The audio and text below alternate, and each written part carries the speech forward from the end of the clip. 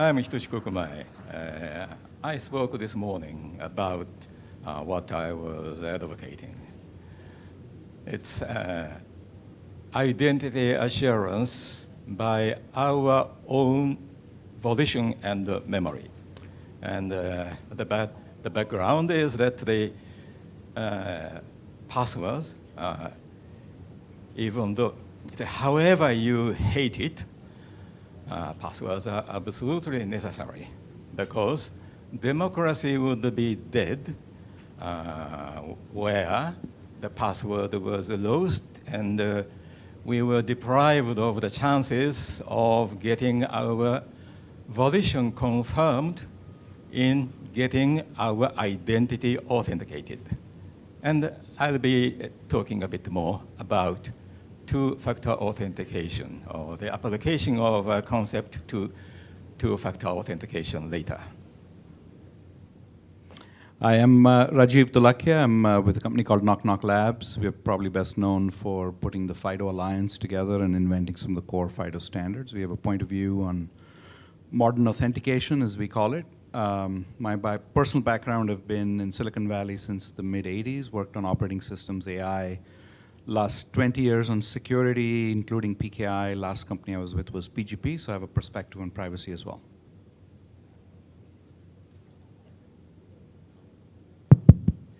Hello, everybody. I'm Ho Chang. I'm from BioID. It's a German company. I'm a Canadian. I was born in Malaysia, and I'm second-generation Chinese Malaysian, and my wife is from Taiwan, and I live currently in Lucerne in Switzerland. Talk about the identity. Anyway, so we do biometrics as a service since 1998. Yes, I'm that old. Because we were one of the very first to provide biometric logging for Windows XP. So that tells you my age, really. But anyway, so we dropped the biometric platform-dependent software. About 10 years ago, we decided to go for biometrics as a service so that anybody can use biometrics just via API. So this is where we are. Thank you. Hi, I'm Christian. I look after strong authentication at Google. I'm Mike Ingen over at T-Mobile. I spend a lot of my time working both on how we bridge second factor across device resets. So FIDO, some of those tools have been fantastic, but users struggle when they change devices, upgrade, new phones, their phone's broken, stolen, and how we bridge second factor into those ecosystems. Well, thank you. Knowing a little bit about the panel and some of the positions that are represented here, how about let's start with a little quick chat about, the FIDO method of local device authentication versus server-based biometric authentication, and then any other comments about that as far as the model goes. Sure. I think when it comes to second factor, most people think of something you have and something you know. And so when it comes to FIDO's been doing a fantastic job of kind of something you're in control of, and you can wrap together both something you have and something you know, as in the fingerprint sensors. And so we can get very strong signals that a user is authenticated, the right user is authenticated, or at least the user that originally bound that FIDO key to their account is the one returning. And so we've been very happy with our FIDO partnership.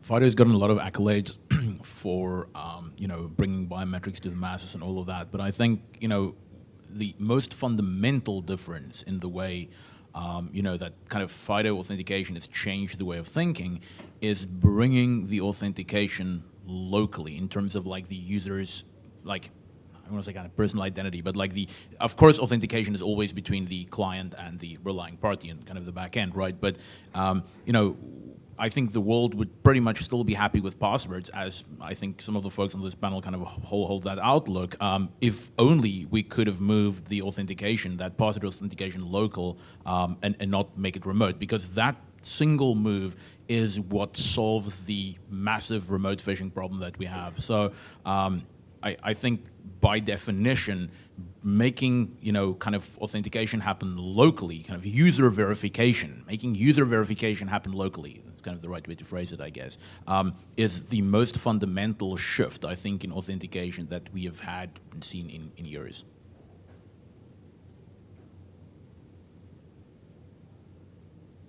Hello? Yeah. Well, we are coming from a different world. We do a match on the server side. And way back when PayPal and one of those founding members, they actually invited us to join the FIDO consortium. And we were thinking about it, and then we decided not to be part of it. Not because FIDO does not make sense, it's just because we have been doing biometrics in the cloud by making biometrics, the authentication available to the service provider. And our assumption, or our belief is that the client devices will change, and they cannot be trusted in a way, so let the users in the possession of giving a trusted authentication on the device is something that we think would be a little bit risky at that time. And of course, FIDO has evolved quite a bit to make to bring the gap together. But still, we are still offering the service in the cloud to make it available to the service provider rather than to the customers directly. I did want to ask a follow-up about that. So what special precautions do you take to secure the samples and the authentication system in the cloud? Since well, let's take it that way. That for example, take the Apple iTouch, for example, or Face ID. The template will be stored on the device, and then what happens when you change your device, and then you have to re-enroll. That's one thing. And how to protect the device from hacking. That's an issue that you have to rely on the users. And 99.9% of the consumers, they are not the IT experts that we are. And that we look after the data center, we look after the back-end security, and that's why we think the template itself is what we really need. It's like the hash code that we've been talking about, or the public key that we're talking about. The private key is the initiation of the user using the biometrics template, or the trait, okay? So in our view, the user initiation is the private key, so to say, and the public key is the template that got, the hash template that got stored in the server. Yeah, maybe a different perspective. I'll say what I said yesterday. There isn't a perfect authenticator out there for anyone, for all use cases, universal. Every authentication mechanism comes with a set of attack vectors, compromise vectors, and associated pros and cons. So it's incumbent on you to look at those carefully and understand the big difference between these two client-side matches of biometrics that involve a consent-oriented mechanism versus one that may be either passive or may take those templates and store them elsewhere. We often go through an imagining exercise with some of our customers, right? We say, look, it's one thing for someone who's a nation state to make the decision that the only way they can solve a class of problems that they have is by the usage of server-side biometrics. And it's their prerogative. If they get sued, they're not likely to go out of business. If you're a private company, then make sure that you go through the imagining exercise. If your central store of biometrics for some reason was breached, maybe it's your vendor that was breached, maybe it's your store that was breached, what are you going to say in response, because there's a disclosure, reasonable disclosure practice there. And telling people that, oh, well, it was hashed, sometimes doesn't play very well either to the customer or to the press. I think that there are reasonable expectations that we have. We are not, I personally say no authenticator is perfect. Make sure you understand the threat models that you're dealing with. There are issues around things like revocation or replacement of devices. And you can bring a variety of measures that don't have to involve server-side biometrics, may involve server-side biometrics. These are all choices that you get to make. hopefully you'll do those with a threat model in mind, with a sense of purpose in mind, rather than a set of vendor representations. Okay. Hitoshi, did you have something? So hold on. You had a follow-up thought on the, the FIDO and the biometrics locally to the phone. Nobody wants to store a database full of fingerprints. Compromising a database full of fingerprints is just as bad as a compromised database full of passwords. But at the end of the day, we have to have something on the server still that we can go back to, because without fail, users lose their devices, they get stolen, they get lost, they get reset. People are replacing their phones every year and a half, and it's rare the old phone is still online when they're trying to set up the new phone. Passwords we haven't quite gotten rid of, but at the same time, they're almost irrelevant, because if you haven't used your password in 2 years, since the last time you replaced your phone, it's not likely that you're going to remember it now. We have users that have PINs. We have 65% of our users who've set their own PINs and within 4 months can't remember their own PIN. Yeah, it's not a tough. Well, I think maybe Christian can speak to. I know that Google's got a fairly extensive rollout to their customer base of two-factor. They have to deal with both recovery and if you're a Gmail customer, you probably encountered what happens when they figured out some intervals in which to prompt you to keep these things fresh. So maybe you can speak to some of that. First off, I want to respond and say I wish I was a mobile operator, because then I would have a secure element in every single one of my users' hands, right? I mean, there is so much more we can do with that. So that's, I guess, kind of just my first statement here, right? Yes, multi-factor authentication is hard, right? Any kind of user authentication where you need to have the user involved, having to remember something or do something is tricky. You will always need to have some form of recovery. And recovery is tricky. I think I made the statement yesterday to say that even if an attacker has your Google username and your Google password and potentially knows your phone number, over 99.9% of the times we'll still block that attacker from getting access to your account because we know more. We know other things about that specific IP address or about the process or about the way that the login kind of happens. Not everyone is that fortunate. I would say that there is a lot of very, very important and large relying parties online that doesn't necessarily maybe have that level of sophistication, which means, the only way that you can really authenticate a user is based on what they provide you. Now, that's okay when everything goes fine, but when you end up in an account recovery situation where maybe the user forgot their password, or maybe they forgot their second factor, or they lost it, or whatever the case might be, we have all this other data to fall back on. What happens if you don't have that? And of course, that's not foolproof, right? I mean, 99.9% is good, but at the scale at which we operate, that 0.1% is significant, right? And that's why we have programs and other initiatives going on, such as the Google Advanced Protection Program, where we're saying, you know what, we're putting more of the onus on you, right? We're going to give you this ultimate level of protection. Account recovery is going to be very, very, very hard, right? And there's a chance that it might never succeed, because if we're not quite sure it's you trying to recover the account, there is a possibility that you will never have access to this account again. So please, please, please make sure when you set this up with multi-factor or whatever the case might be, that you have taken the relevant precautions. And for advanced protection, that normally means more than one physical FIDO authenticator, because there is this trade-off, and it's not the best we can do is kind of the behavioral stuff that we do behind the scenes. Of course, that's always there, but in essence, there's always the possibility that we will either make the wrong decision, right? Or if this is an account that you've indicated to us is a high priority and a high risk account, we're going to have to tone our things, up so far that there might never be access granted to that account ever again if you can't successfully prove your authenticity or your identity to us. And unfortunately, I don't think anyone has really figured out the perfect answer to that. This is a trade-off, and what we're now doing is we're letting the user pick and decide where on that scale they want to be. But this is a hard problem. I think if you were at the FIDO session yesterday, I think Dr. Kokumai laid out at least a conceptual framework for account recovery. And that's worth thinking about or looking at. I think there are a range of options from a second device to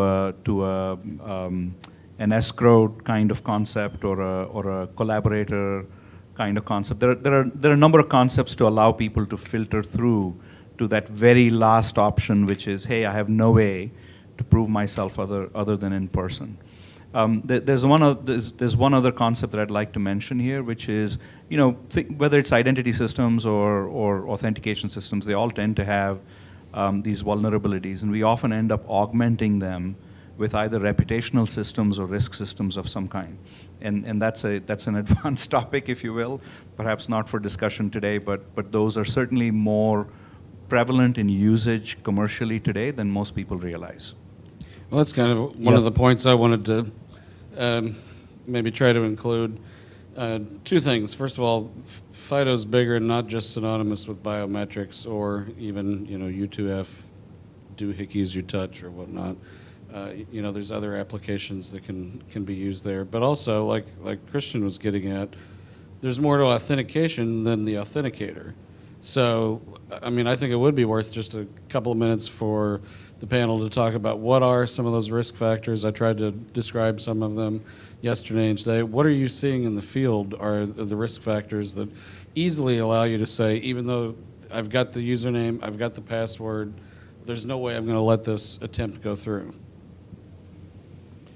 Yeah, lots of different risk factors, and obviously the carriers are a strong avenue of attack. Most companies out there still use SMS as a second factor, and so most attackers realize that targeting the carriers is a profit-worthy attack vector. Given if they can get a hold of your account, they can hit those bank accounts or drain your account. So we're constantly evolving what we're trying to look at in the flows, trying to attack both the credential stuffers as they're trying to find accounts they can attack, as well as when it's humans trying to break into the accounts as well. So we're looking at things like, are you logging in from a device that's not on your ban? Are you logging in from, a location that's different than where your mailing address is? Are you, why would you be logging in from international right now? I think we're up to about 200 different data elements that we're looking at and considering in the authentication. All of them rolling together and adaptive as a big buzzword over the last several years, right? So rolling more of that into the rules. Right. Second factor isn't one factor. It's you've got to take it in depth and do more than just one method. It's not just drop them to a pin. Well, I just want to follow up with the comments earlier that made by Rajiv about this match on server side. There's a risk that people might tend to attack the server side in this way. But this is a different way of thinking. I think people are largely still thinking about biometrics as the surveillance thing, okay? And once you have my template, you are able to identify who I am. I think this is a different way of looking at the technology, but this is not what we're talking about. We're talking about authentication. You want to be known that who you are, and attacking the server with the templates where the templates are residing does not make any sense, because there's a technique called liveness detection. For KYC, you cannot show to the bank, I want to open a bank account, say, well, yes, my iPhone tells me that this is me. I want to sign up with a bank account. The bank would say, no, I still do not know you. The process involves the user. The user initiation as one factor is very important. In Germany, for example, if you want to open a bank account, you have to do this video declaration. Okay, this is what it is, because they need a face-to-face. So when people come to us, they are not asking for us, are you doing biometrics of match on device or match on server? No, they just want to say, well, we want to raise the level of assurance. This is exactly what the whole idea is. And the second thing is they want to make the user experience different, because if the consumers, if something happened to the consumer, all it takes is once that they realize how important it is to rely on the service that can be secured by the service provider. This is very important. I'll give you one example before I pass on my microphone to the panelists here. I was traveling in Switzerland a couple of years ago, and I put my luggage in the luggage rack, and somebody took it without me knowing it. and I have my passport in there. Then how can I prove my identity? Fortunately, I was on my way to Geneva. I was meeting with someone, a Canadian friend of mine. She happens to work for the UN. So I was able to go to the embassy and tell the embassy, yeah, she was my reference recognition in a way, reference that, well, this is Ho Chang. And I got my passport almost right away, but still, they try to match against my data in the database. So nobody can decide on what you process. I think this is the reality is the server, the service provider has to make the decision based on a lot of factors, and the initiation must come from the user, not necessarily from whatever the user tells the servers. Just turning back to the topic, here's a conceptual framework. Authentication is a game of signals. And there are two kinds of signals you're going to get. There's typically a claim of some kind. There's a claim signal, and then there's some calculations that are performed on signals that you source from either the device, the network, or they're historic in nature or temporal in nature of some sort. And the game that we play today, when we play authentication, is a game of weak signals. And the reason is that there are things like password, which are symmetric shared secrets, or IDs that can be easily forged. These are all weak signals. And I think maybe the way that we've compensated so far is by using an aggregation of more signals. The challenge with those scenarios is that often the gathering of those signals, which is typically outsourced to third parties, becomes fairly privacy intrusive, right? Because if you want to get a sense of this, go look at the JavaScript that's being thrust down at you in any page that's coming from pretty much any provider that's providing you some value. There are third parties that are present there, gathering information from your device, from you, from your data, in ways that are generally not desirable. So how do you shift that game? The important thing in the game of signals is to go find strong signals where you can. Reliable signals, strong signals. And one of the things where that FIDO's done in this area is by saying, hey, look, this private key associated with this gesture, whether that's a token, a PIN, or a biometric, constitutes the closest thing that you're going to get to a strong signal because it's coming from a sequestered area of the device that's below the operating system that's terribly hard to attack. And most important, it's eliminating scalable attacks. It doesn't mean that an individual cannot be targeted and their authentication systems or mechanisms compromised. But if you see someone who's vulnerable as an individual, there are ways to step up the protections without changing the infrastructure. So remember, it's all about strong signals wherever you can find them. And if you can do it without violating the privacy expectations of the end user, that's so much better. Questions from the audience?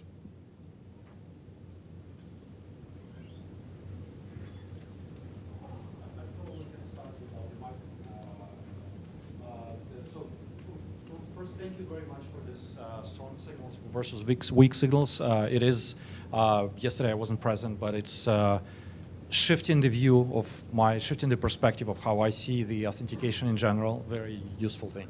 But I would like to get to the topic of, let's say we authenticated and now, or we cannot prove that we are who we say we are, right? And now the account is locked, right? Back to what Christian was saying. So I see two different possibilities. The account is locked physically, meaning that, for example, I had this cryptographic key which only can decrypt that account, and it's lost permanently, right? So now the account is truly lost until we at least have quantum computers enough to whatever. All right. And the second is the policy in the company is high enough. So I have to, it's almost impossible for the individual to reach that bar, right? So, and this is, so I'm using the two-factor authentication provided by Google. And to me, honestly, like I don't have this knowledge. I was trying to read this, and I don't know which type of the protection you have. Like if I lose my token, how can I restore the account and stuff? And actually, I think this is the entire weakness of the market. Like this is, there are a lot of legal terms in the consents and stuff, but all this define technical distinction between can it physically be unlocked or not, if something happens or not happens, is not there, right? is the question understood? Does it make sense? Basically, I'm trying to ask you, like, where can I find this information, except asking you directly? Thank you. Sure, yeah. I mean, I can answer the question, well, at least for this specific instance of multi-factor authentication, you know, even if you use a security key, if you go back to like how security keys work, specifically the FIDO-U2F and the FIDO-2 protocols, I mean, it's not really signing oracles. You can't really decrypt and encrypt stuff with these keys. So by the very definition, losing a security key doesn't mean physically losing a cryptographic key that unlocks an account. This is all checks and balances on the server side. So it's policy, right? That says, well, if you don't come in with a security key today, we're not going to give you access to your account. Technically, that policy could be changed, and technically those policies are changed every day when someone submits a account recovery claim and jumps through a bunch of hoops, right? Those hoops might be you try to recover from an IP address that we've seen before, and maybe the machine is known to us because of other signals we have. So this is policy. I mean, we're also at the same time, you know, think, at least for me, it's kind of a bit of a dirty word, like think cryptocurrencies, right? Think blockchain, right? I mean, that's one of the weaknesses for me of like any kind of blockchain and cryptocurrency, which is not escrowed, right? Which is why we're getting all these wallets, but then again, you know, if these things get compromised, you lose all your money. I mean, the weakness is also the strength, or the strength is also the weakness, right? The fact that money is tied to some cryptographic key is wonderful, because that means there's no policy that can be changed somewhere, which means you're going to be out of your money. But if you then lose that private key, you are dead in the water, right? So we don't want to be in that position most of the time. I think there are other things, because of course, right, there's always this question about if, you know, we can just change the policy to get access to your account, what does that mean for privacy, right? Does that mean everyone can get access to anything? Well, I mean, these companies have strong policies internally, which kind of prohibits that kind of thing from happening. If you really want to be absolutely sure and kind of say, well, I'm going to provide the decryption key, unless you have this physical key that I hold in my hand, no one can get access to my data. You're kind of like leaning very, very far over to the side of saying, well, you know, if I then lose that key, which we know humans are not really that great at protecting and keeping safe, there is absolutely nothing that we as a company can do. I mean, there are certain initiatives in certain places where stuff like that does make sense, but I think for general purpose account use, multi-factor authentication even, that's not the route that at least any one of the services that I'm familiar with has taken so far. I wonder if you could give me a chance to speak my opinion.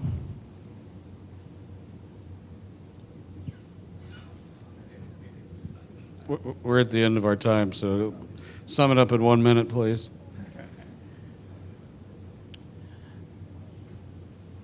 My understanding that the biometrics is good when people want a better convenience, but it's not correct to recommend. I have a big concern when people talk about the biometrics in terms of multi-factor authentication, which is meant for better security.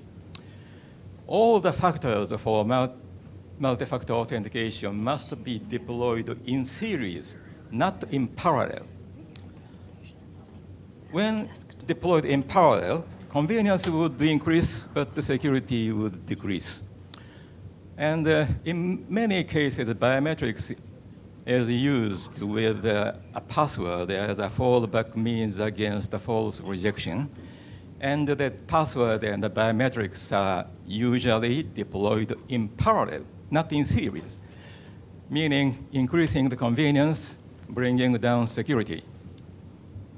So we should be very careful when we hear biometrics as a factor of multi-factor authentication. And another concern I have is that I hear some people say the mobile phone used as one factor for receiving one-time code by SMS is more vulnerable than the solution by physical tokens. And if it is the case, my concern is that physical tokens would be fine if we have only a few accounts to protect by two-factor authentications. But what if we have 10 or 20 accounts to protect by two-factor authentications? Shall we have to carry a bunch of 10 or 20 physical tokens? Or shall we have to reuse the same token for many accounts? I have no answer for that. And I would like to talk about two new possibilities. One for better convenience, one for better security. Those are, we cannot satisfy both at the same time. The first is using two different kinds of passwords. A very strong, long password supposed to not be remembered and written down on a memo should be viewed as what we have, definitely not what we remember.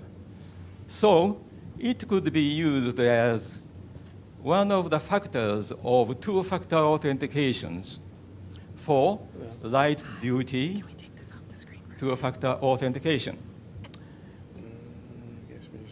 At no cost, just by verifying two passwords at a time, one recalled volitionally and the one physically possessed.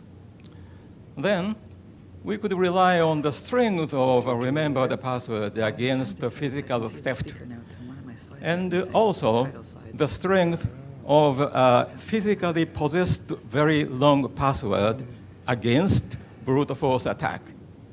Although this is not as strong as against wiretapping as token-based solutions armed with PKI or one-time code. This could be viewed just as a thought experiment or could be actually considered for practical application in between a single-factor authentication and a costly, heavily armored two-factor schemes, or as a transition from the former to the latter. And the second idea for better security is to apply the concept of expanded password system we advocate. We allocate random numbers and alphabets to the images shown to the users. Random numbers and alphabets allocated to the users. The user feed those random numbers and alphabets on the other devices. Then the authentication server receives the random one-time numbers or alphabets. From them, they recover the images that the user had registered. Thus, authentication can be completed for better security. Thank you very much. Thank you, and thanks to all the panel members.